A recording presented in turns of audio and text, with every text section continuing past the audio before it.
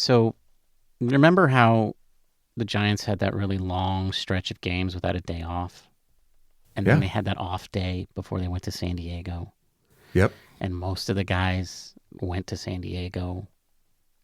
And that's why I couldn't find any of them. And I was just wandering around like, Camilo, Jung-Hoo.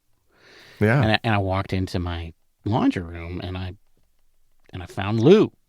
That's right. Yeah. Lou was in there doing laundry. I remember that. Yeah, Oh, how is he? not good. I feel bad. Like, I feel like, I was kind of like, I was the one beating the drum, And it was, Hey, where it's odd that he's at your place. it's really awkward. It's really awkward. He's on the couch. Just not really moving. I don't know that he's kind of half on it, half off of it. Yeah, and like I said, I feel bad because like I was banging the drum, and it's not like I thought he was bad because he was good, he was fine, right? But I just felt like the Giants didn't have the best Major League Baseball players in their organization on their Major League team. Yeah, and that's a valid argument. You should just tell him that. I mean, I've had to have tough employment conversations with people whose jobs were in my hand before. But this isn't my fault. Like, I didn't make this happen. I feel bad. Well, I feel like, is he wandering around going like, fucking Kyle Harrison? Is he like, damn left-hander? Like, is he like blaming any blame it anywhere? I don't know, but what I do hear him saying is like a lot of like, oh, I'm not paying my rent. I'll tell you that right now. Uh-oh. Yeah, you got a squatter on your hands. Saying that a little loud. And he's like, it's lucky I like this dog. Oh, yeah. Yeah. And the dog just licks him on the face. Well, Joey likes everybody. He does. He's a really nice dog. He doesn't care. He doesn't care if you throw left-handed or right-handed. I mean, it's just... Yeah. Awkward. Bob, hit it.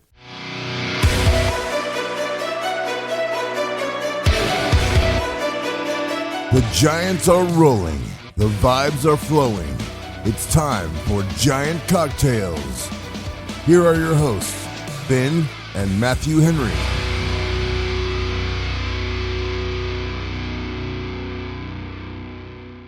Welcome to another episode of Giant Cocktails. Lou Trevino is hanging out at Ben's house now that he's unemployed. But there's been worse things. I've been at your place and there have been way worse guys than Lou Trevino over there. Yeah, you. Okay, I deserve that. Ben, did you know that this is episode 290? Brandon Crawford had 290 career doubles for the Giants. I only remember the grand slam and the home run. Yeah, nobody remembers the doubles. Yeah, no, I don't. Do you remember that signature double, Matthew? Hit by that guy at that time. But you know what doubles do, Matthew? They lead to runs. Yeah, they score runs. They win baseball games. That's what they do. So, yeah, Brandon Crawford, 290 home runs. Way to go, Brandon. Way to go, Brandon. Enough with the banter. Let's talk cocktails. Let's do it. Yeah, Bob, let's do it. What are you drinking, Matthew? Bob, I'm drinking something that's called Alabazam. And honestly, I tried to look and remember where I got this cocktail from. It could have been from one of the YouTube bartender people or it was some social media. I can't remember, but Alabazam is the name of the cocktail. I'll tell you more about it at the end of the episode. What are you drinking, Ben? Well, thank you for asking, Bob. That's very kind of you. Bob, today I'm drinking a cocktail that I haven't named yet. And that's it. I'll tell you about it at the end of the show. No, it's probably going to be called the Spiced Bourbon Ginger Highball, but we're not supposed to give you the recipe at the beginning of the show. So you pretty much just did, didn't you? So for now, it's nameless. Oops. All right. Well, Ben, today is Wednesday, May 7th, as we record this podcast. I'm feeling good. Giants were 2-1 against the Cubbies. bringing their overall record to 24-14. Ben, I love it when numbers line up like that because I hate math, and even I know that they are 10 games over 500. That is the high water mark for this season. Ben, it just keeps getting better. Yeah. I mean, that's actually really 10 games over 500 is really easy to do. It's really easy to do because it always lines up. Right. Exactly. Yeah. And the Giants haven't given that easy math to you in a long, long time. So they were due. You were due. You were due. You were due a gimme math problem. And yeah, I'm glad that happened. Thank you. Yeah, I appreciate it as well. I got to tell you, man, this series took me by surprise. You know, I wasn't feeling so great after the Padres series, and then, you know, we went 3-1 against the Rockies, but it's like, yeah, you know, I know. That's just typical Ben. I know. Yeah. I mean, you could be the Chicago White Sox and go 3-1 against the Rockies. Like, I would expect you to, in fact. And so it really doesn't tell you much. So I don't know, to go in against the best offensive team in all of baseball. But it was our superpower against their superpower, and it turns out we're Iron Man and they're Squirrel Girl. Oh. Yeah. The lesser known superhero. Yeah. She's a real thing. Squirrel She's Girl. part of the Midwest Avengers, Matthew. Okay. All right. I will look them up afterwards. I'm sure it's riveting. What do they sell comic books, dude. They sell comic books. More than I do. So that's great. All right. Well, the what 24-14 will get you though, Ben, is tied for second place in the National League West.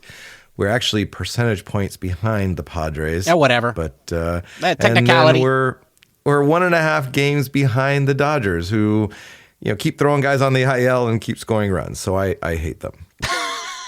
Yeah, but okay. So the guys that keep throwing on the IL, most of them are pitchers that we've never heard of. Right.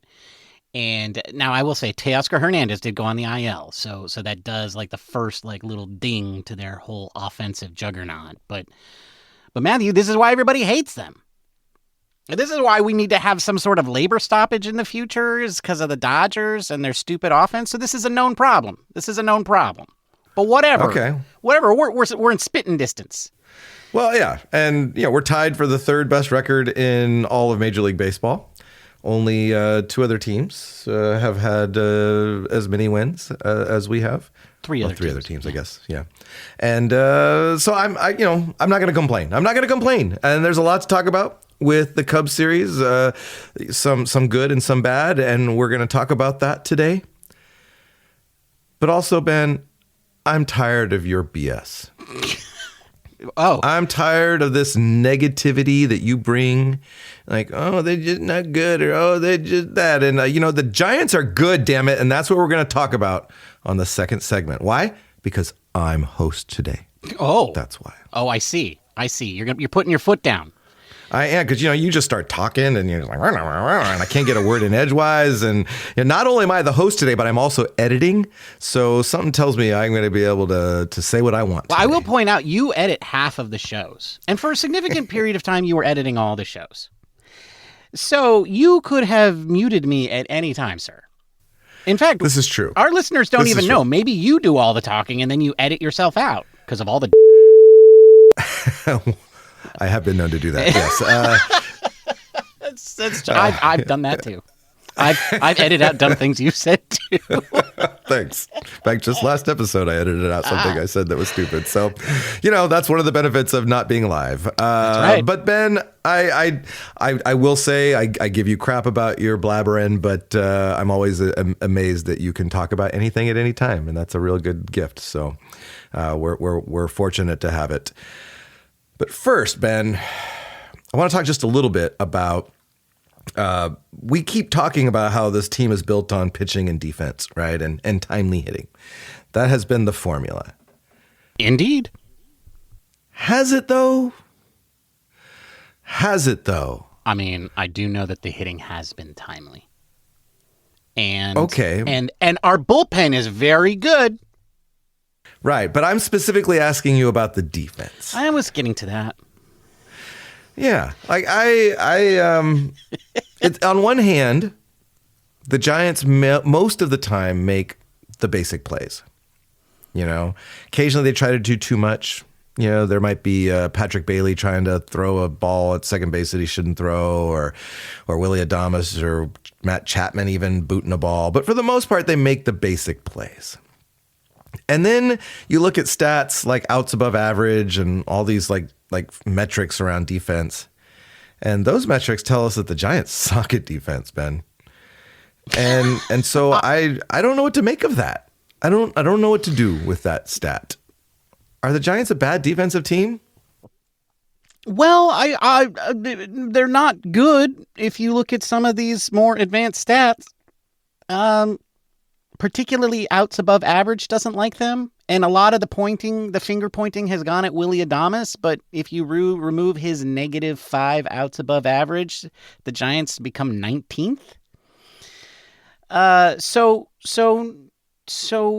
no. But here's the thing. I think the Giants have a few defensive players who are very, very good.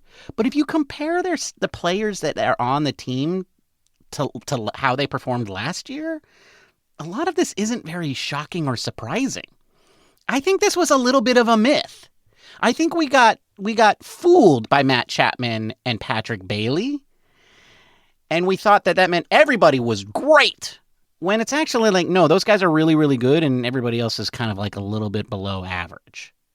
But that being said, I will also say, outs above average, does anybody know how that stat works? Does anybody know what it means? It just apparently you have average amount of outs, and then you make more of them or less of them. That's about what I gather. But but you're forgetting about like Mike Yastrzemski. He was a Gold Glove candidate last year. Jung Hoo Lee has a reputation for being a really good defensive center fielder. So I'm just, where does this metric come from?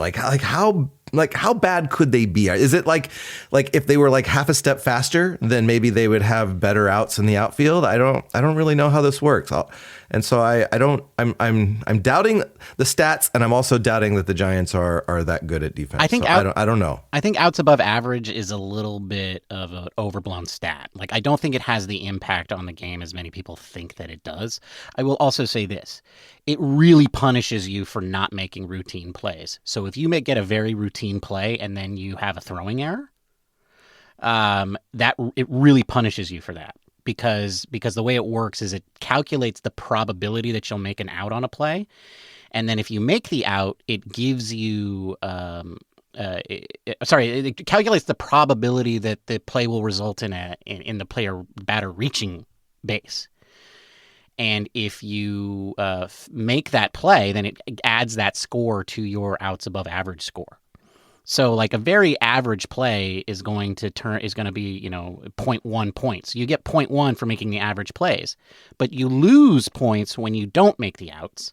So you would lose -0.9 for not making that average play. So when you make a simple mistake, it really hurts you. So like Willie Adames has had a couple of games where he made some like really big mistakes on easy plays, and they have just hammered him. It would be interesting to go look and see exactly where he's failing to figure this out, and also look at where other Giants players are maybe not measuring up to what they usually do, because I suspect it is a few simple things that hopefully can be corrected. Well, that begs the question, is this a stat that maybe it punishes you early in the season because there's not as many opportunities? Yes, absolutely. And so as the season goes on, then maybe you'll come back more to a normal number? If you make some egregious errors early on, it's really going to hurt you, because you're going to get negative points for that, for not making these very simple basic plays. And it's very hard to get that back because you have to make amazing plays to get the same number of points back. Right. So you have to stop somebody that was a 90% chance of making a hit. You have to stop one of those to make up for every error that you make. right? So Okay. it Yeah. just Okay. I don't really love the stat because of that. It just feels like it's a little overblown, and I don't know. It really punishes you for a couple of bad games. It really does.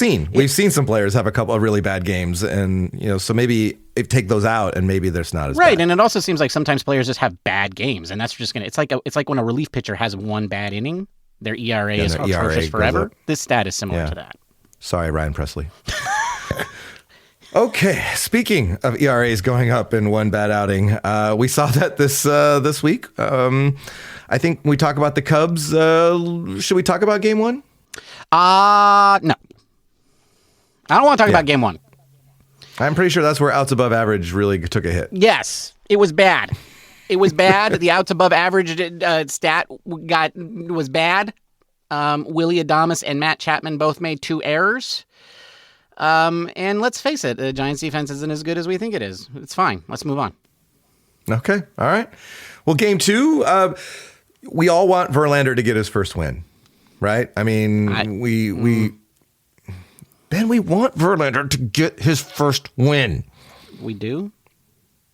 Are you a Giants fan or not? I am. The man's wearing a Giants jersey. What do you got against him? I'm a Giants fan. First of all, I'm a Giants fan. I've never worn a St. Louis Cardinals jersey. So I want them to win all the games. I just want you to know. I want them to win all the games that Justin Verlander plays in. But I'm starting to enjoy this whole thing. This is getting really interesting. Also, I made a prediction that was kind of ridiculous at the beginning of the season, just out of spite. And it's now starting to look like that prediction might come true, and so I'm doubling down, Billy. I'm doubling down. But it's not coming true in the way that you envisioned, right? You envisioned this old decrepit man. I envisioned him getting hurt. I envisioned Hayden Birdsong having 5 starts by now.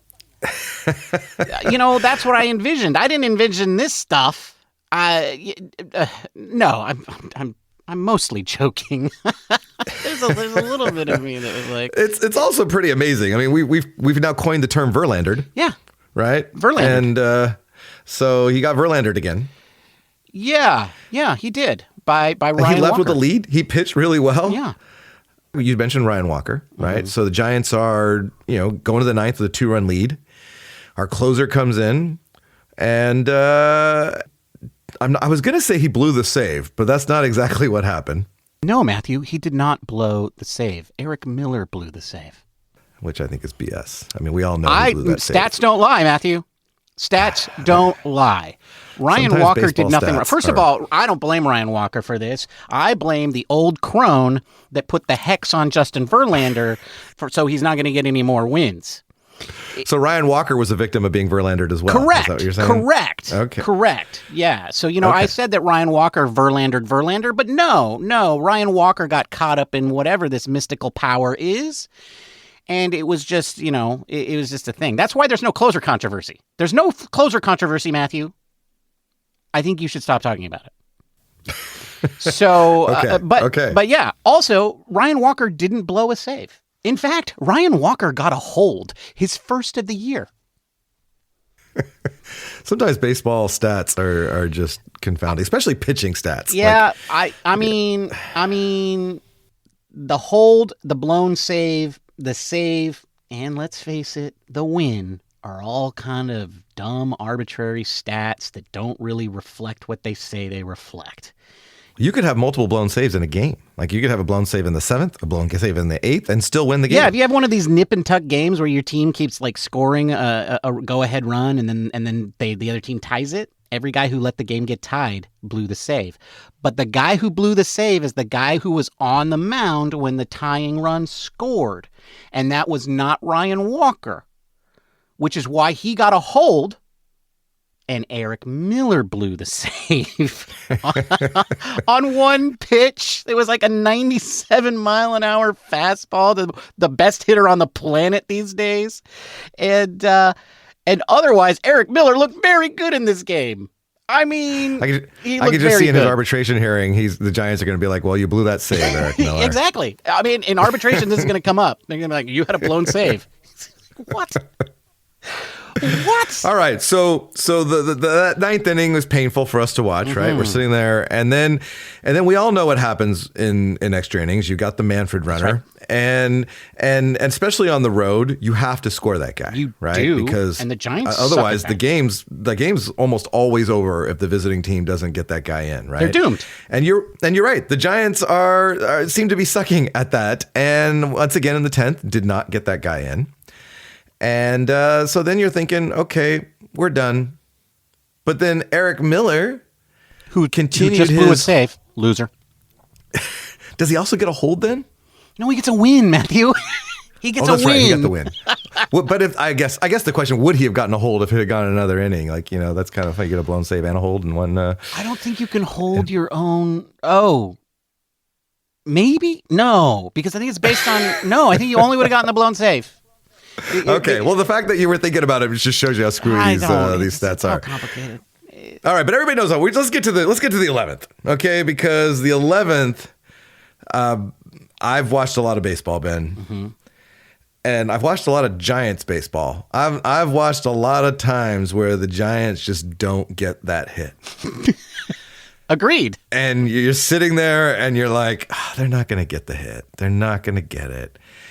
And Ben, they just kept getting a hit and a hit and a hit and a hit and a hit and a hit. And poor Ryan Presley at this point is like wondering what the hell. And they're talking on TV about maybe he's tipping his pitches because the Giants seem to be hitting every single thing that the guy's throwing up there. I mean, maybe Patrick Bailey was peeking in his glove. Maybe he was because he wasn't fooling anyone. No. And I've never seen that. Ryan Presley's ERA went from 2.08 to 7.62. If this had been the beginning of the season, he'd have an infinite ERA, and it felt like that, right? I mean, it just he didn't get any outs. It was beautiful. It was amazing. And as I was watching that for the second time through the Cubs broadcast, as I like to do, I was also watching the fans. And they were so excited in the 9th inning. And then in the 10th inning, when they could just feel it, they cut to the pregnant Cubs fan as she was standing next to her mother-in-law, I assume. And they were she was so happy and everybody was so certain that they were going to win. And then in the 11th inning, the stadium was empty. And yeah, I did cackle. I did. By the time they got that first out in the inning, they panned the crowd. You heard the sarcastic cheer. Yes. When they got the first out, right? And they panned the crowd, and there was 30 Cubs fans in the stadium. Yeah, it was and the rest were Giants fans who were we're staying till the bitter end because A, we're winning, and also we traveled all this way. Right. They were getting bonus baseball. They were going to stay. No, it was amazing. It was the most runs the Giants have scored in extra innings in recorded history. It was the most runs surrendered in an extra inning frame in Wrigley Field history, which has only been around since 1914, Matthew. That's right, only. And this is why I like baseball so much, is because on any given game, you can see something that has never happened before. And it just boggles my mind after the countless games and innings and outs, and we still see things that have never happened before. And it's particularly wonderful when the Giants are the beneficiary of that wonderful thing happening. It was a great inning, and I want to live it over and over again. I want to keep doing that. Can we do more of those? Yeah, let's do more. I would enjoy that very much. I really do like watching the other broadcast when the Giants, What were the Cubs announcers saying? Well, they were just, they were doing the usual Midwestern thing, which is being very mundane and dry about it. But then they were just at a certain point, they were like, can you believe this? And then they were like, this is going to be the Cubs' biggest loss of the season. This was their biggest loss of the season, Matthew. They lost by 9 runs in an 11-inning game, and it was their worst loss of the season. It's baseball. Yes. The Giants improved their run differential by 9 runs beautiful. in one inning. It's a beautiful thing. That is what makes baseball great, and unlike most other sports. It is. Yeah, I enjoyed it very, very much. It did get me thinking, though, Ben. Mm-hmm. You've had many jobs in your life. Many, many jobs. I'm a Silicon Valley software engineer, Matthew. You got to change your job every 2 years. That's just the way it was. Okay. All right. I get it. But when you're working overtime, do you give your best effort? I try to never give my best effort. Yeah, because then they expect too much to that. Yeah, that's what made me a good software engineer, Matthew, is I tried to like automate and optimize everything so I could just, because I'm lazy.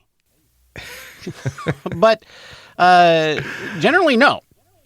I get tired. Right. I get cranky. The boss asks you to stay late. You got to work a little overtime. Yeah, you're getting paid for it, but you also have to like work. And so you're going to drag a little bit, right? You're like, oh man, I got to do this. And so that was particularly impressive. The Giants didn't just mail it in when they were asked to work overtime.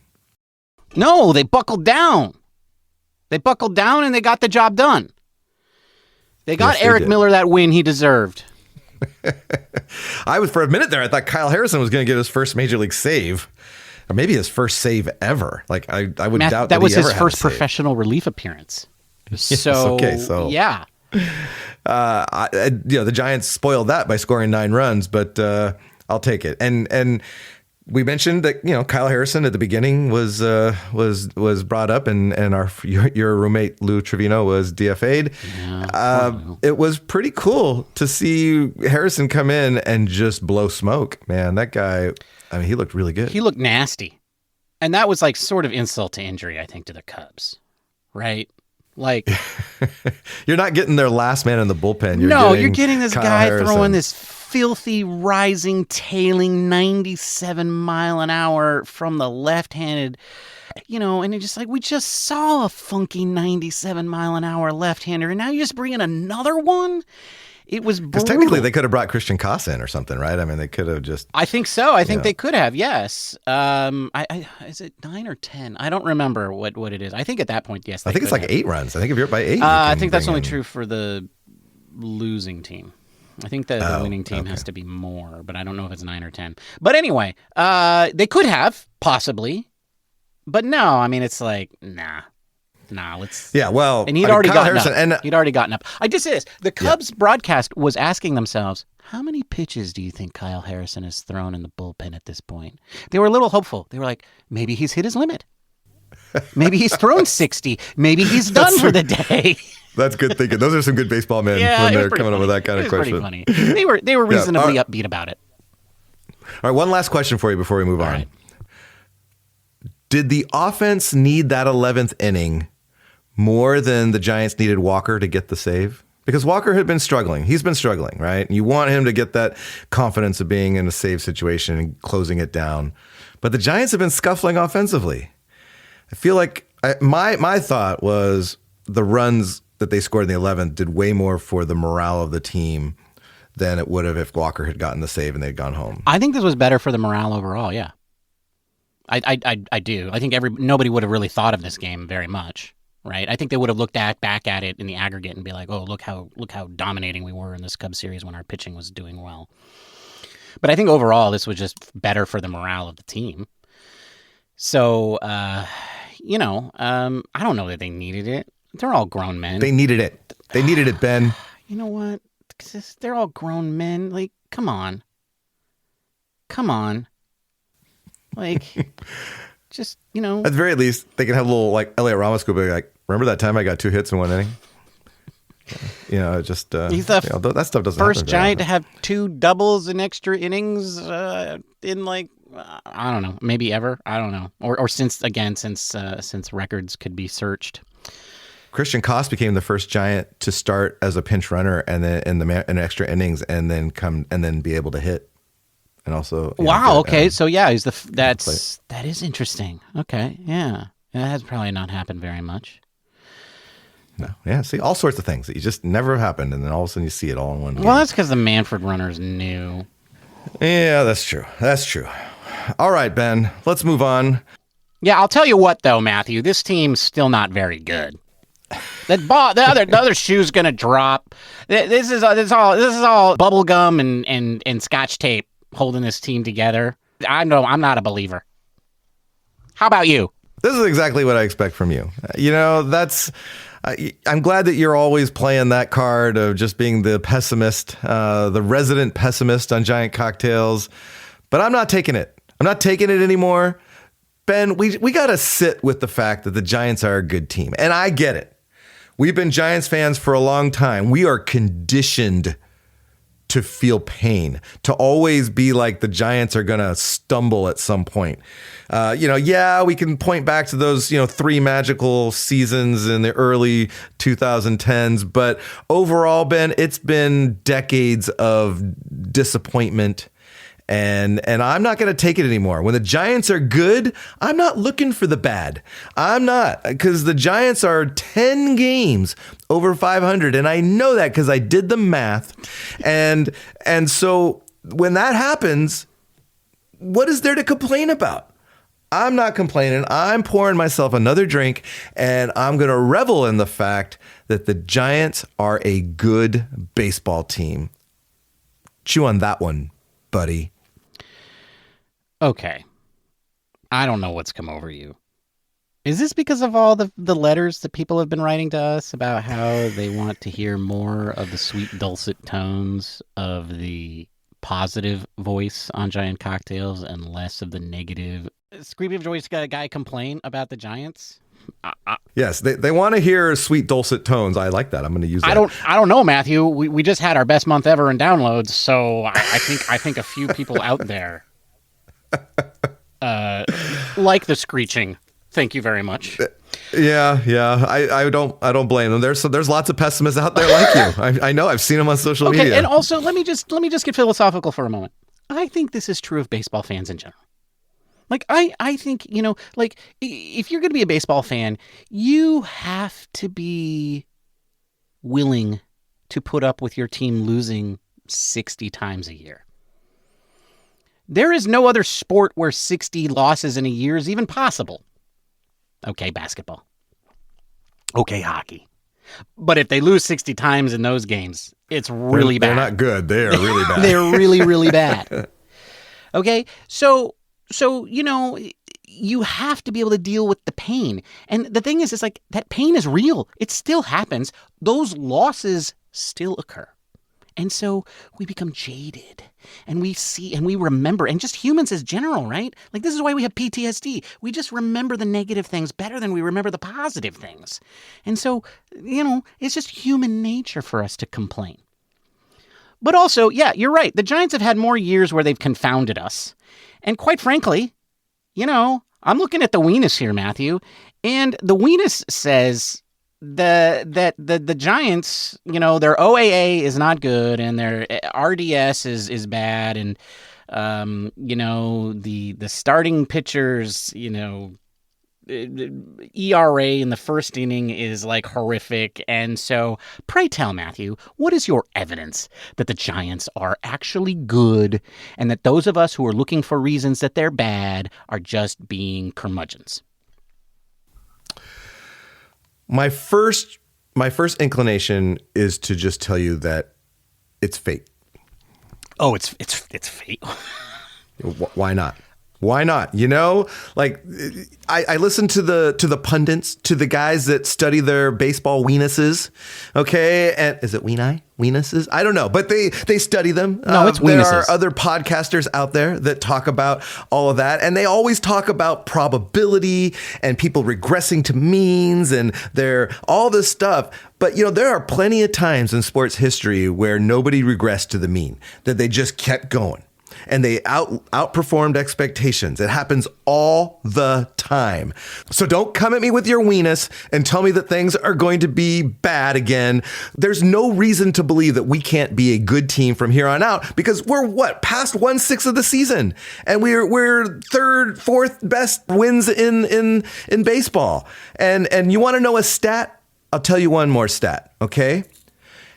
24 games, the Giants have scored more runs than the other team. Okay? Yeah. And it just so happens that they won all of those games.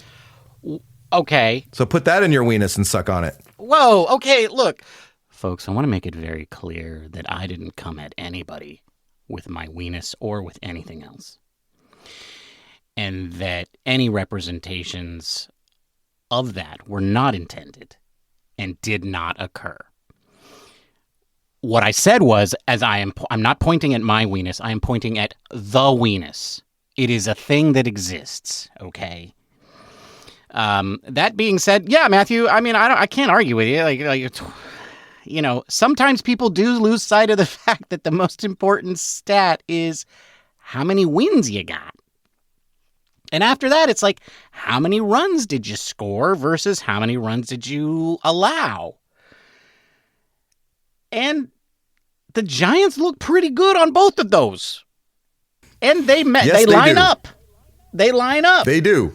I can't argue with that. I can't argue with that. And thank you, because I know that there's all these newfangled stats that go beyond the average stats and try to dig a little deeper. There's whole websites with that stuff, and you look at some of those, and they don't make any sense with the Giants, and I get that. People are like.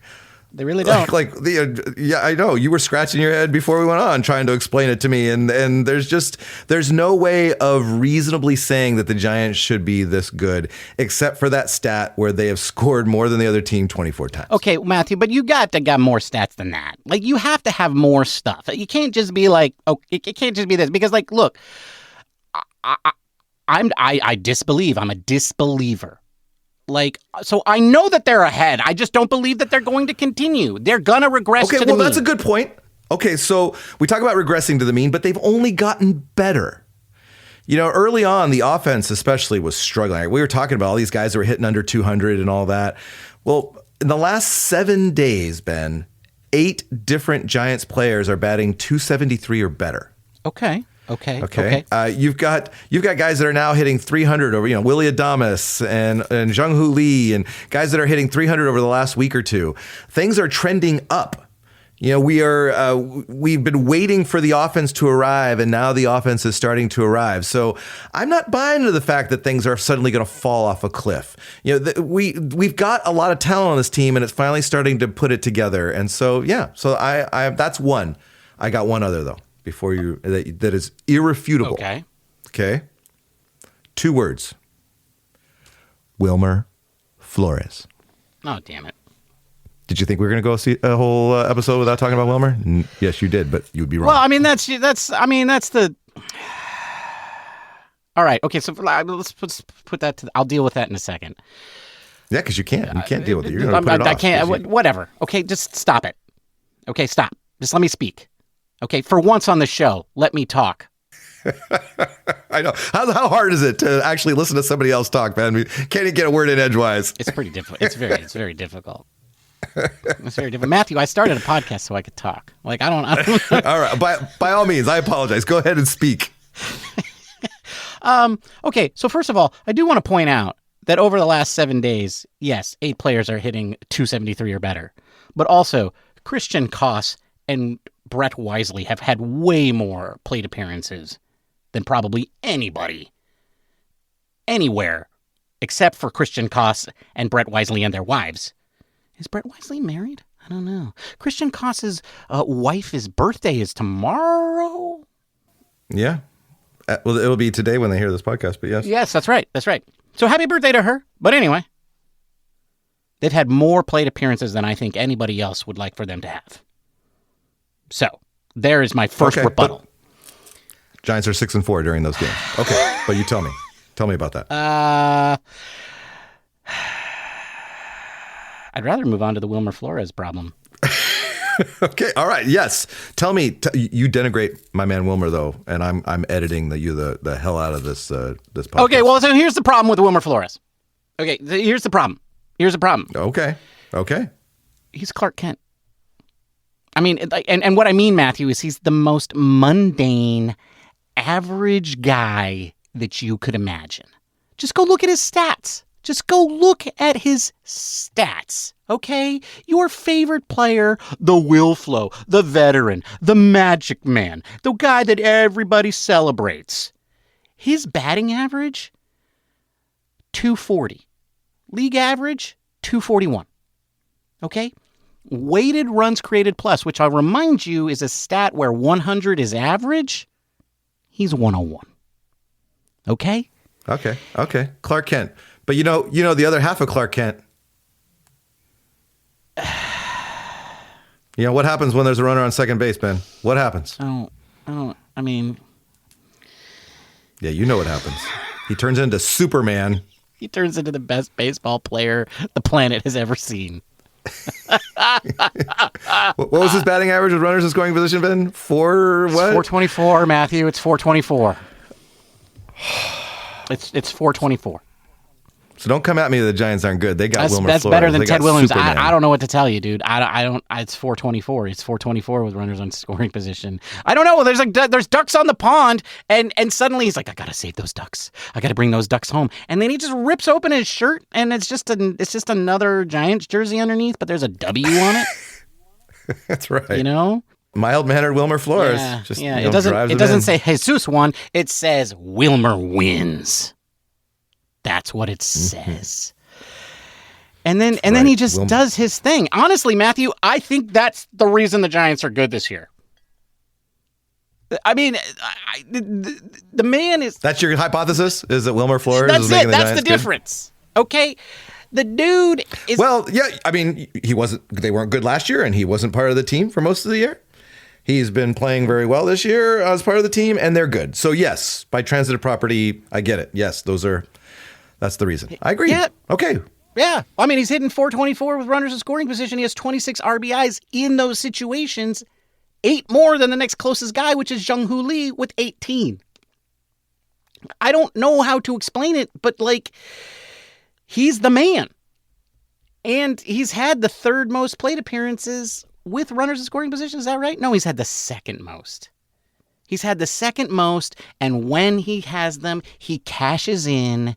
He has 10 more RBIs than anybody else. If you take those 10 runs away, the Giants would be one win worse than they are now. I don't know why this team is good. I don't know. Kismet. Destiny. I mean, that might be what it... Serendipity. Okay, just keep going. Divine will. Sure. All right. Well, maybe we won't figure this out. But my argument is we just ride it, man. Don't try to explain it. Just enjoy the ride. Okay? Just enjoy the ride. How often do we get these moments? Not enough. I agree. I look, this team is very good at pitching, especially the relievers. They're the strongest part of the team. I think the starting pitching is starting to come around. I don't understand why the Giants keep getting all of these hits when they do, but I'm just sitting back and I'm letting it happen, because whenever it does, you're like, does it surprise you that Matt Chapman hit a grand slam there? Does it surprise you that Wilmer Flores did that? And you're always like, no, it doesn't. No, you expect somebody to do it. That's right. And you have, all winning seasons are magical. Let the magic happen, Ben. Amen, Ben. Bob keeps wanting to say something. Bob, what do you want to say? I wonder how Carlos Correa is doing these days. Bob, come on. Oh, Bob, let it go, man. But we're actually going to find out, because that is our next opponent. We are in Minnesota at the same time that the Golden State Warriors are, which is interesting. But the Giants are playing the Twins, who are 17-20, fourth in the American League Central. However, they just swept the Orioles. They're on a 3-game win streak. The Orioles suck. It's fine. So anyway, Minnesota Twins on Thursday. Off day on Thursday. On Friday, Saturday, and Sunday. So we will check back in on Sunday evening to see how we did. Isn't it time for the booze, boys? Yes, it is, Bob. What are you drinking, Matthew? Bob, as I mentioned before, I'm drinking something called Alabazam. I don't even remember why, but it's a tasty cocktail. It's got 1.5 ounces of cognac, a 1/2 ounce of Cointreau, 3/4 ounces of lemon juice, a 1/2 ounce of semi-rich simple syrup. That means 1.5 cups of sugar to 1 cup water. And then 1 barspoonful of Angostura Bitters. And you put all that into a shaker with ice, give it a good shake, double strain it into a coupe glass, and you have a nice, rich, refreshing cocktail that's called Alabazam. That's a tasty cocktail. It is. I especially love the Angostura, just loading up with that. I really like it. It's yummy. What are you drinking, Ben? Well, thank you for asking, Bob. That's very kind of you. I do have to bag on one of Matthew's ingredients, where he whips out the semi-rich simple syrup. This is like the outs above average stat in cocktail ingredients. Semi-rich, Matthew? Really? Yes, really. Does that make all the difference? The fact that it's like not rich simple syrup and it's not simple syrup, but it's semi-rich? It is. Not only does it give you more sweetness for your buck, it also adds to mouthfeel. So yes, I'm sticking with it. Yeah, but so would okay, whatever. Okay, fine. Okay. All right. Folks, I'm coming at you with a very simple, much more straightforward recipe. Today I am drinking, we're just going to call it a bourbon ginger highball, but I am using spiced bourbon, which I spiced with spices. And I got to tell you, folks, I just grabbed a random recipe off the internet that I don't even remember. I threw a bunch of things in there. There was anise. There was allspice. There was cloves. That's what I was. Cinnamon? And there was cinnamon. Yes, there was those things in there. And I steeped them in there for a while in an entire bottle of bourbon. And then I've been using that bottle for various things. Today I combined it with ginger beer and ice. And that's it. 2 ounces of the spiced bourbon and 3 to 4 ounces of ginger beer on the rocks. And it was really good. It was really good. I really enjoyed this cocktail. And so I encourage you to experiment. And that's what I'm drinking today, Bob. A bourbon ginger highball of the spicy variety. That's a tasty cocktail. And by spicy, I mean spiced, not spicy. Yes. No chili peppers in this one. No chili peppers in this one. But I should have put chili peppers in this one. Next I should have. That's what Wilmer would have done. Wilmer would have put spicy chilies into this cocktail. Wow, that actually probably would have made this really good. And that's a wrap. Thank you for joining us. We will be back on Monday after the Giants have finished off Carlos Correa, his ankle, and the rest of the Minnesota Twins. And the Timberwolves. F those guys. Get well quick, Steph. Mm-hmm. If you can't wait that long to get your fix, feel free to reach out to us on the social medias. You can find us in all the places where we go by the username @GiantCocktails. You can definitely find us on YouTube, where we go by the same name. And so run over there to like, subscribe, and comment. But most importantly, go leave us a positive review, and it's only positive if it's 5 stars, at your podcasting platform of choice, aka Apple Podcasts or Wilmerify. Matthew, you were very assertive today. Keep up the good work. Cheers, my friend. Cheers, Ben. Bye, everybody. Goodbye. Thank you for listening to the Giant Cocktails Podcast. Until next time, bottoms up.